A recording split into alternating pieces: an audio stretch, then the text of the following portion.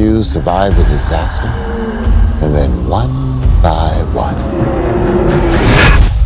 death comes for them all. The first one set the standard, you know, and it's hard to duplicate that. But I think this one is going to give it a good run for its money, particularly with all the twists and turns that we cannot reveal that are inclusive in this one.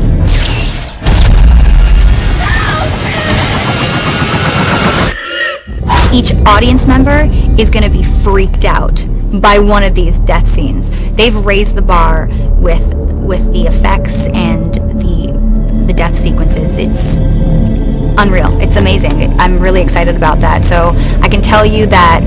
out of the whole movie, there's going to be something in there that just is going to freak you out, and you're not going to be able to sleep at night.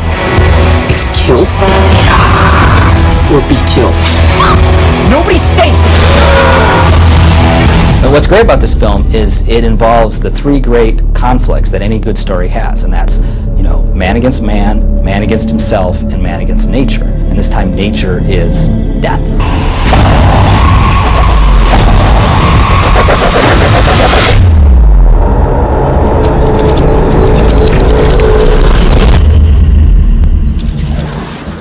พักชมโฆษณาสักครู่นะครับเดี๋ยวเรากลับมาพบกับ Movie Tricks อีกหนึ่งเรื่องราวมีการเรียกร้องเข้ามามากมายกับเบื้องหลังการฉายทำภาพยนตร์เรื่อง Rise of the Planet of the Apes เดี๋ยวเรามาให้ชมกันเพิ่มเติมหากชมกันได้เฉพาะรายการเราครับคุณผู้ชมกำลังชม M Showbiz สารพันบันเทิงเพื่อคนคอหนังกับผมริทรานสนับสนุนช่วยโดย RJ Big Cola กันต่อนะครับนี่เป็นช่วง Movie Tricks ช่วงที่2นะครับหลายคนขอร้องให้เรานำการเจาะลึกเบื้องหลังหนังดังเรื่อง Rise of the Planet of the Apes หรือกำเนิดพิภพวานอนมาฝากกันผู้ชมครับอย่างที่ผมกล่าวไว้ว่าการจับต้องการเคลื่อนไหวเป็นเทคโนโลยีที่ทำให้การแสดงออกของมนุษย์ในรูปแบบของการแสดงนั้นเสมือนจริงมากขึ้นในทุก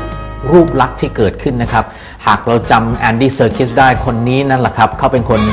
สวมบทบาทของคิงคองนะครับใครจะไปคิดว่าผู้ชายตัวเล็กๆสุดท้ายเราเห็นในจอใหญ่นั้นคือคิงคองร่างยักษ์หรือแม้แต่เจ้ากอลัมน์อสูรกายที่หน้าตาอัปลักษณ์ใน The Lord of the Ring ก็คือแอนดี้เซอร์คิสเที่ยวนี้แอนดี้เซอร์คิสมารับบทเป็นซีซ่าผู้นำวานอนที่จะพลิกประวัติการของประวัติศาสตร์โลกนะครับในเวลาเดียวกันจะมีหลายฉากมากฉากสำคัญของหนังเรื่องนี้ถ่ายทำในสะพานของซานฟรานซิสโกอย่างจริงสมัยก่อนถ้าเป็นฉากอย่างนี้เนี่ยก็จะถ่ายในสตูดิโอแล้วเอากรีนสกรีนนั้นหรือว่าจอเขียวนั้นล้อมทั้งสตูดิโอแต่เที่ยวนี้เชื่อไหมครับเขายกสตูดิโอไปตั้งบนสะพานครับเพราะฉากนี้ผู้กำกับบอกว่าต้องสมจริงจริงๆวีต้าก็บอกว่าเขาจะทำให้เกิดการพลิกผันของรูปแบบการถ่ายทำในครั้งนี้แหละครับไปชมเบื้องหลังการถ่ายทำ Rise of the Planet of the Apes กันได้แล้วครับช่วง Movie Tricks They are contaminated. Put those apes down. Because of the technical demands of performance capture, the capture part of the process has always been restricted to actors in performance capture suits in a volume with more cameras than you could imagine. But with Rise of the Planet of the Apes, Weta has opened up a whole new world of filmmaking. What the hell? I know where he's headed. It would have been almost impossible for us to make this movie a few years ago, but building on that knowledge from Avatar gave us the ability to integrate the technologies so that Rupert Wyatt could direct the actors who were the apes as well as directing the other films, just all in a live action sense. Aside from the very sets in Avatar, a large part of that world was digitally created, and whereas we did the opposite, we wanted to use real-world locations because it's a contemporary story. So we actually had to take the performance capture on the road basically and set up a studio on location.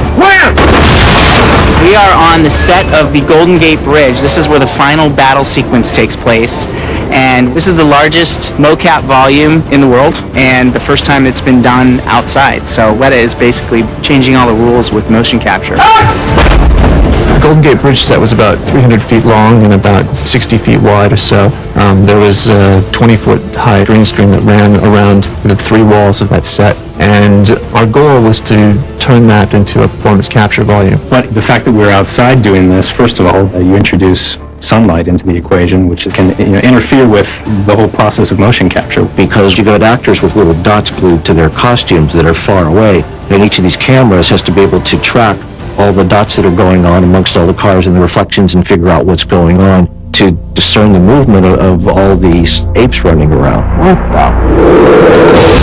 So the process is you wear motion capture suits with markers on, and if you're in a volume, you wear passive markers, which are reflective balls. But because we are out on a live location and there's camera lights, we wear LED markers, which are bright and they pulse and they are picked up by all the secretly hidden performance capture cameras. But also there were lots of occlusion issues where you'd have ape performers that would be dipping in between these vehicles. So we ended up having a fixed row of cameras along the green screen wall, but there were also cameras that were on movable towers that we could position for any given shot. So there was a lot of work to be done to try and keep the film shoot on schedule because we couldn't let our needs slow the entire thing down. That was good. So in addition to that, the biggest thing is about numbers, because now we don't have just a single ape or a handful of apes, it's about huge crowd scenes full of apes and all the technical challenges that presents. So part of the thing with the Golden Gate Bridge is when they shot it on the set, there was 3 or 4 actors that they had that they were actually motion capturing. But then we would have to go back and start adding all those digital apes. So a shot that originally had 3 ape performers in it ends up having 150 apes in it. And then there's also the issue of how do you get a gorilla to leap off the Golden Gate Bridge and tackle a helicopter and still get it to feel believable. It's going to be a good sequence. With the San Francisco sequences, the Golden Gate in particular, it's a very stunt-heavy sequence. And so kudos to the stunt team because they actually were able to do a lot of physical stunts, stuff that you'd watch the playback and really just wince. Guys getting pulled off of horses and then ripped up by ape performers and dropped. It was fantastic. Got there! That's one bad monkey. Rise of the Planet of the Apes is a story about the beginning of our